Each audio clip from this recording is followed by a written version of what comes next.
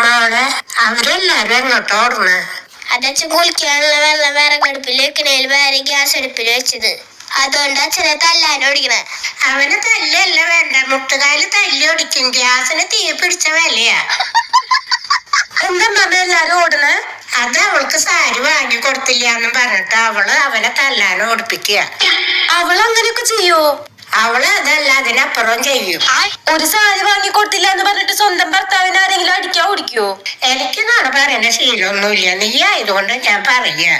തുണി കഴുകി കൊടുത്തില്ല എന്ന് പറഞ്ഞിട്ട് ആ ചെക്കനെ അവള് എടുത്തിട്ട് അടിക്കുന്നത് ഞാൻ എന്റെ കണ്ണോണ്ട് കണ്ടതാ. അപ്പൊ ശരി മോളെ. എന്താ അവനേച്ച രചനയുടെ അടുത്തൊരു സംസാരം?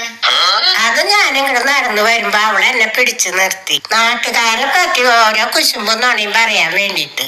ആരെ പറ്റിയാ പറഞ്ഞത്? അതിപ്പോ എങ്ങനെ നിന്നോട് പറയാൻ? എന്നെ പറ്റി